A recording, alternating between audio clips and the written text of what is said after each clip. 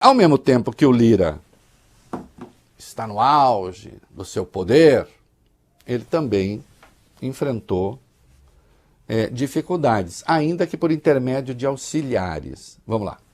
A Polícia Federal cumpriu hoje 26 mandados de busca e apreensão e mais 2 de prisão temporária em uma investigação que apura desvios em contratos para a compra de kits de robótica com dinheiro do Fundo Nacional de Desenvolvimento da Educação, o FNDE.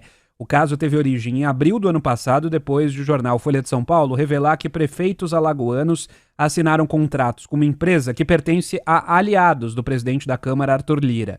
A suspeita é que os kits foram contratados com as chamadas emendas do relator do orçamento secreto. A empresa fornecedora dos kits de robótica é a Megalic, que funcionava em uma pequena casa em Maceió com capital social de R$1 milhão. A empresa é apenas uma intermediária, embora tenha fechado contratos milionários, ao menos R$24 milhões, e não produz os kits de robótica. Na operação de hoje, a PF encontrou um cofre com dezenas de malotes em dinheiro vivo. O valor ainda não foi contabilizado pelas autoridades. Essa informação adicional é importante, Vale Bene. Essa Megalic está no nome de Roberta Lins Costa Melo e Edmundo Catunda, pai do vereador de Maceió, João Catunda, do PSD, de Dado. A proximidade do vereador e do pai dele com Lira é pública. Olha aqui, isso foi noticiado, fartamente noticiado, né? E não tem como dissociar essas pessoas. Quando eu digo não tem como dissociar, não tem como dissociar do ponto de vista político. A proximidade é evidente com o Arthur Lira. Hoje começaram a circular teorias conspiratórias, segundo as quais a Polícia Federal, sob o comando de Lula, de Flávio Dino, já estariam no encalço de Arthur Lira para se vingar por aquilo que Arthur Lira está fazendo. Isso é uma bobajada infernal. Isso é desconhecer como funciona a Polícia Federal e como funciona uma investigação. Eu não vou asseverar aqui, a Polícia Federal é absolutamente imune a qualquer influência política. Eu pretendo que seja, mas também sei como são feitas as salsichas, né? Para lembrar uma frase antiga. É claro que pode haver. Não conheço todos os escaninhos de Brasília e ninguém conhece. Agora, uma operação dessa magnitude, ela não é planejada, Vale Bene, do dia para a noite. Então eu não vou, não. Quando o Lira ajudar a gente a aprovar o arcabouço fiscal, então suspende a operação aí, PF. Não, agora o Lira não ajudou nesse caso da medida provisória. Então a gente volta com a operação. Vamos tentar tirar o Lira da jogada. Não é assim que as coisas funcionam.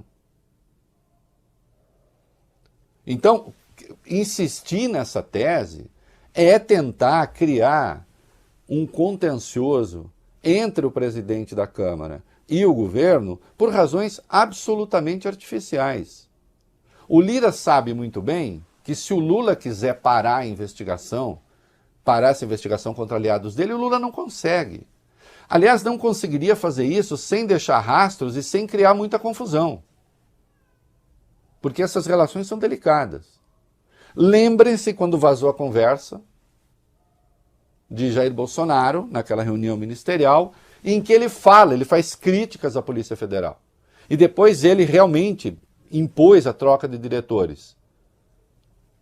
O Sérgio Moro, quando rompe com o governo, acusa o quê? Pressão do Bolsonaro na Polícia Federal, embora não tenha conseguido evidenciar qual.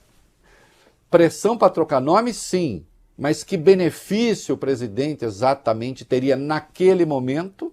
Não. Então não é assim, você não entra chutando a porta da Polícia Federal e manda a Polícia Federal fazer determinadas coisas. Embora essas relações, a meu ver, no Estado democrático, sejam sempre delicadas. É sempre preciso tomar cuidado para que a polícia não tome o lugar da política, embora sejam palavras que têm a mesma origem. Então, existe sempre o risco de manipulação de ações policiais, de fazê-las servir a interesses escusos ou a interesses do governante de turno. Existe. Nós vimos isso acontecer, por exemplo, agora na eleição. está em investigação, que a Polícia Rodoviária Federal, a Rodoviária Federal, foi usada para tentar interceptar o caminho de eleitores num estado majoritariamente lulista, isso é inequívoco. Isso aconteceu. Que se tentou mobilizar a Polícia Federal para isso também sem conseguir, também está evidente. E o que está em investigação é a relação eventual que o Anderson Torres, então ministro da Justiça, teria tido com essas ações da Polícia Rodoviária Federal e da PF.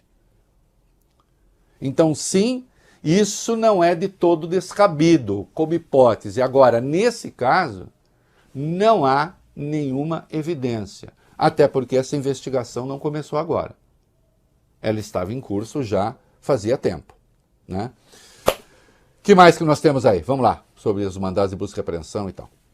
Um dos mandados de busca e apreensão pela Polícia Federal pertence a um dos aliados mais próximos de Arthur Lira, presidente da Câmara. Luciano Cavalcante atualmente trabalha na liderança do PP na Câmara e é conhecido em Brasília como uma das pessoas de maior confiança de Lira. A esposa de Cavalcante, Gláucia, já foi assessora do presidente da Câmara e também é investigada. Uma das suspeitas é que o casal possa ter sido beneficiado pelos valores desviados na compra do kit robótica. A PF chegou até Luciano Cavalcante e Gláucia ao investigar movimentações financeiras da Megalic, empresa de um aliado de Lira, vencedora de licitações de contratos para a venda dos kits, também alvo da operação.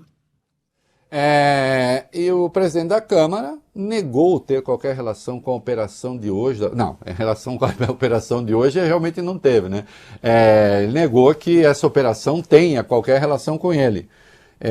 Em entrevista, ele disse que cada um é responsável pelo CPF nesta terra e no país. Isto é, não tenho nada com isso. Aí vamos ouvir as pessoas envolvidas, né? A polícia certamente terá de ouvir para saber se tem ou se não tem. Que está sob a esfera de influência dele é inequívoco. Aí vamos pensar. E tem uma outra coisa que envolve aí, que não tem nada a ver com esse caso diretamente, que também diz respeito ao Lira na esfera judicial. Vamos lá.